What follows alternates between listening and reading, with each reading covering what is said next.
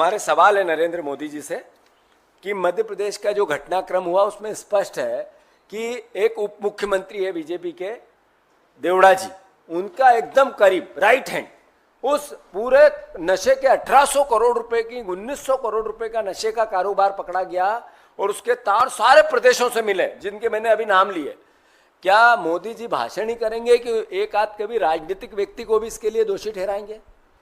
रोज रोज daily Bharatvarsh की 1/3 आबादी एक तरह से नशे की गिरफ्त में आ चुकी है और इसके लिए इस 10 साल मोदी जी का जो कार्यकाल रहा, इनकी सरकार का रहा, बीजेपी की जो सरकार का रहा, वो अस्मरणीय है। उन्होंने इतना इसको फैलाया और फुलाया कि जिसकी वही जो अडानी पोर्ट से पकड़ी गई ड्रग्स की बात हुई थी, उसके बाद अलग अलग तरीके के अगर हम सर्च करो तो 100 केस आते हैं और ये नशा इतना बढ़ता है। पर सरकार ने किया क्या? मोदी जी ने क्या किया? कोई कार्य योजना ऐसी बनी जिससे देश याद रखे कि नरेंद्र मोदी तीसरी बार प्रधानमंत्री बने तो उन्होंने देश के बच्चों को रोजगार नहीं दिया, पर नशे से मुक्त करने के लिए यह प्रयास किया। हमारे सवाल है नरेंद्र मोदी जी से कि मध्य प्रदेश का जो घटनाक्रम हुआ उसमें स्पष्ट है कि एक उप मुख्यमंत्री है बीजेपी के देवड़ा जी, उनका एकदम करीब राइट हैंड उस पूरे नशे के 1800 करोड़ रुपए की 1900 करोड़ रुपए का नशे का कारोबार पकड़ा गया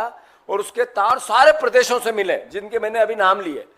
क्या मोदी जी भाषण ही करेंगे कि एक आध कभी राजनीतिक व्यक्ति को भी इसके लिए दोषी ठहराएंगे?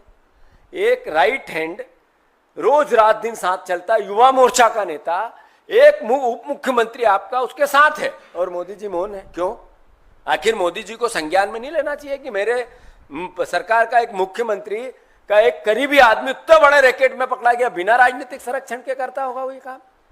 बिना राजनीतिक संरक्षण से इतना बड़ा कारोबार होता होगा?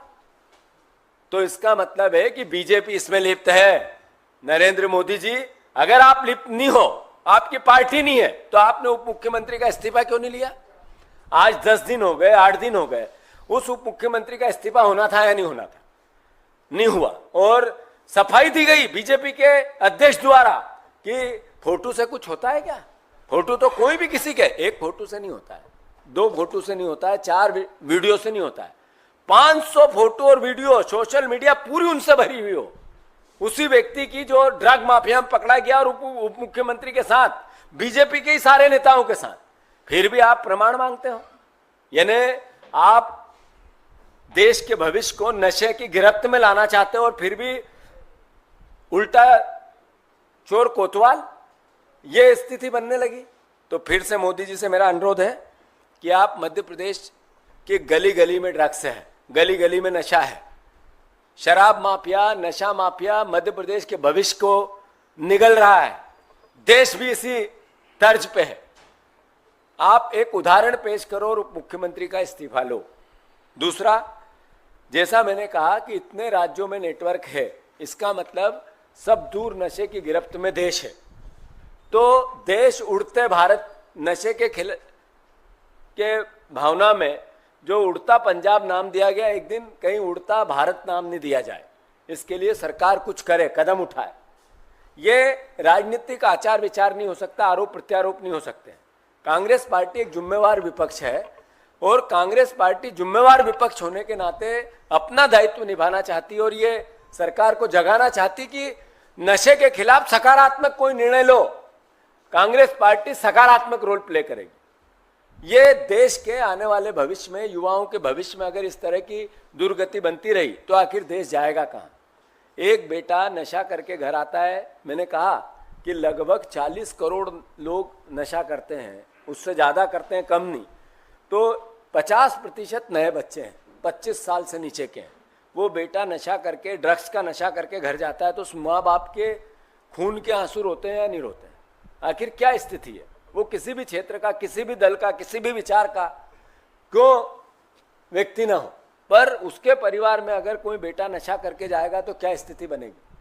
तो मैं मानता हूं कि मोदी जी ने, सरकार ने इस पर कदम उठानी चाहिए। जो रिपोर्ट आई थी उसके बाद सरकार ने एक कदम नहीं उठाया, जो संसद में पेश जरूर हुई, भाषण थोड़ी देर के लिए हो गए, 1 घंटे के लिए, पर मुद्दा ये संसद के 4 दिन चले और सब इसमें सहभागिता बने और फिर अब कोई नया एक आयाम निकले, कोई एक नया विचार निकले और नशे के खिलाफ देश चले।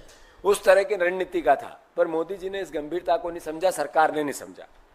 तीसरी बात, हमारे प्रदेश के मुख्यमंत्री और गृह मंत्री एक व्यक्ति है, मोहन यादव जी। वो मौन रहते हैं, बोलते ही नहीं है, इस तरह की घटनाओं पर बयान ही नहीं देते हैं। अरे आप मुख्यमंत्री बने, आपके उप मुख्यमंत्री के आसपास के लोग इतने बड़े रैकेट में पकड़े गए, मध्य प्रदेश के पुलिस का कुछ एक क्षण भी उसमें योगदान नहीं है। देश की जो नारकोटिक विभाग है, जो सरकार द्वारा संचालित नशे के खिलाफ संस्था है, उसने इस तरह की कार्रवाई की और मोहन यादव जी ने उस पर एक शब्द भी नहीं बोला। आपकी सरकार, आपका गृह मंत्रालय निकम्मा था जो इतना बड़ा काम चलता रहा और कुछ नहीं कर पाया। यहां से लोग आए, गुजरात से पुलिस आई और उन्होंने इस पूरे कांड का खुलासा किया। तो क्या आप उस मुख्यमंत्री का इस्तीफा नहीं मांगना चाहिए? उनको बर्खास्त नहीं करना चाहिए? और अगर उनको एक भी शब्द वो नहीं बोलेंगे तो फिर विपक्ष का दायित्व इस आवाज को उठाने का है कि नहीं? हमने भोपाल में भी उठाई, पूरे अलग अलग शहरों में भी, जिलों में भी उठाई, और हम दिल्ली से भी ये बात करने आए हैं कि देश के प्रधानमंत्री जी, कांग्रेस को गाली देने से पहले 4 उंगली आपके पास आपकी तरफ होती है और प्रमाण हो गया उसका। एक उप मुख्यमंत्री उसका प्रमाण है।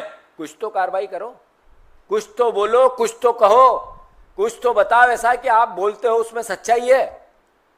मैं प्रधानमंत्री जी से फिर से अनुरोध करता हूं कि नशे के इस पूरे घटनाक्रम में देश उड़ता भारत की ओर है और एक राज्य, वो चाहे पंजाब हो, चाहे आंध्र प्रदेश हो, चाहे असम हो, चाहे छत्तीसगढ़ हो, चाहे गुजरात हो, चाहे हरियाणा हो, चाहे बिहार हो, चाहे झारखंड हो, चाहे कर्नाटक हो, चाहे छत्तीसगढ़ हो, चाहे महाराष्ट्र हो, उड़ीसा हो, पंजाब, राजस्थान हो, एक भी राज्य इस नशे की गिरफ्त से बाहर नहीं है। इसका मतलब है देश की सरकार राज्यों की सरकार के साथ साथ फेल हुई है इस पूरे कांड में, इस पूरे घटनाक्रम में। तो मैं पूरे घटनाक्रम पर देश की सरकार की निंदा करता हूं और साथ ही साथ इस भावना को व्यक्त करता हूं कि देश की सरकार इसमें सकारात्मक पहल करे। मध्य प्रदेश में भयावह स्थिति है, वहाँ संज्ञान में ले यहाँ की पूरी व्यवस्थाएं और उप मुख्यमंत्री का इस्तीफा लें। धन्यवाद।